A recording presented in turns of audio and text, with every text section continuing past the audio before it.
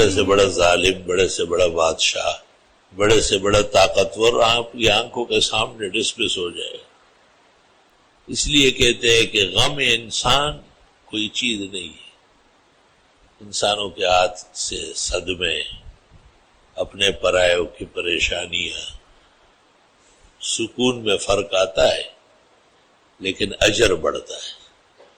جب آپ صحیح ہو، آپ درست سمت پر ہو، کوشش یہ ہو کہ آپ ظالم نہ ہو، زیادتی آپ کی طرف سے نہیں ہونا چاہیے۔ تو ہر لمحہ، ہر آن، ہر گھڑی اجر ثواب، شاید بعض چیزیں ایسی ہے جو اس طرح پوری ہو جاتی ہے۔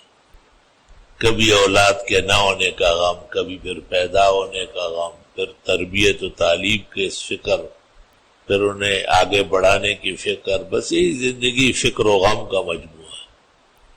پھر دوسروں کی بچیاں آ جائے، آپ کی بچیاں جائے، مسئلے مسائل، یہ وظائف حیات ہے، زندگی کے مسئلے، اس کے ساتھ آشنا ہونا پڑے گا۔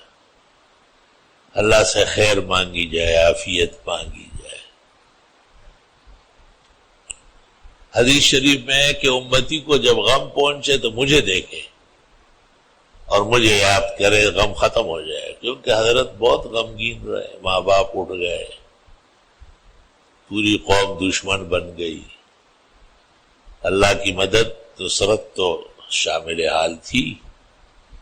4 بیٹھے ہوئے، چاروں کے 4 مر گئے، اور اللہ نے کہا بھی کہ یہ نہیں بچیں گے، یہ بڑے ہو کہ آپ ان کے باپ کہلائے، یہ برداشت نہیں ہے۔ کتنا نازک مقام ہے، اللہ اکبر۔ 4 بیٹیاں ہیں، ان میں سے 3 کے جنازے آپ نے پڑھائے، ایک فاطمہ رہ گئی، وہ بھی آپ کے 3 مہینے بعد تشریف لے گئی۔ دین کتنا بڑا دیا، قیامت تک جن اور انس، شرق اور غرب، شمال و جنوب، فرش تا عرش، بیٹا ایک بھی زندہ نہیں رہے، سارے فوت ہو گئے۔ اور تسلی دے دی کہ آپ تو خاتم النبیین ہیں، آپ رسول المرسلین ہیں، یہی بہت ہے۔ اس لیے پیغمبر کہتے ہیں کہ جب امتی کو صدمہ پہنچے مجھے یاد کر لیں، صدمہ غم چھٹ جائے گا۔ حضرت صلی اللہ علیہ وسلم کی سیرت میں کان دائم الحزن، ہمیشہ غمگین رہتے تھے۔ اور جب آپ قرآن شریف پڑھتے تھے نماز میں رات کے اندھیروں میں تو ایسا لگتا تھا کہ عزیز المرجل، جیسے اندر ہانڈیاں پک رہی ہے اور گوشت جلس رہا ہے۔ توبہ، مثال نہیں ہے اس کی۔ دوسری طرف آتا ہے کان دائم البشر، یعنی ہمیشہ خوش رہتے تھے۔ تو علماء کہتے منصب کے اعتبار سے تو غم تھا، لیکن لوگوں کو خوش کرنے کے لیے آپ اس طرح دکھائی دیتے تھے تاکہ اور لوگ غمگین نہ ہو جائے۔ یہ بہت بڑا مقام مرتبہ ہے۔ خود کہا ہے نحن معاشر الانبیاء اشد بلاء، ہم پیغمبر لوگ ہمیشہ تکلیف میں رہتے ہیں۔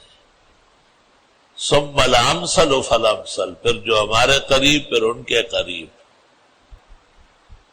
درد دل کے واسطے پیدا کیا ہے انسان کو، ورنہ طاعت کے لیے کچھ کم نہ تے کرو بیا۔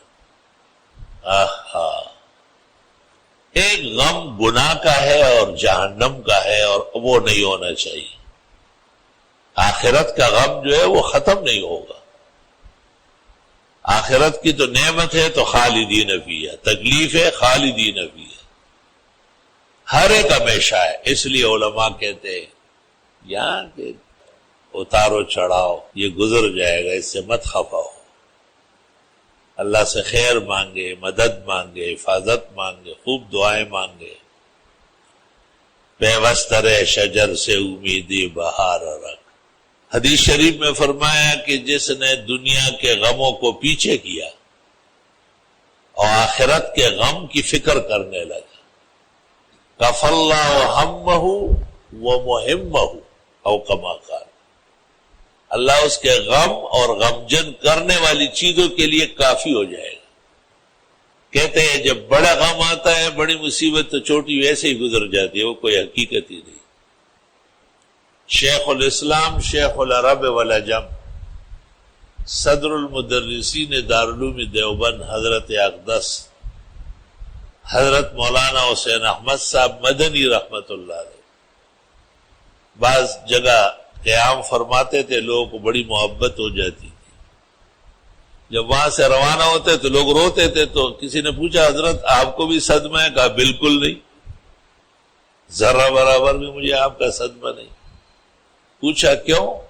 کہا حضرت مولانا رشید احمد گنگوئی اور حضرت الاستاذ شیخ الہند مولانا محمود الحسن کی وفات پر اتنا غم ہوا ہے کہ اور غم رہا ہی نہیں.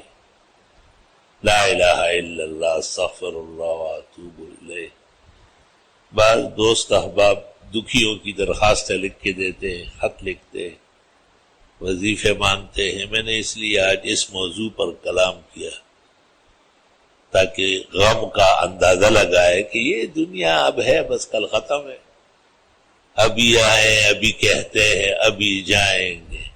آپ کی طرح نہ آئے کبھی مہمان کوئی. وہ کائنات، وہ آخرت، لا الہ الا اللہ استغفر اللہ واتوب الیہ. وہاں کے غم سے، صدموں سے، آگ سے، تپش سے، گرمی سے، حرارت سے، اللہ کی ناراضگی سے اور اس کے بد انجام سے اللہ محفوظ فرمائے.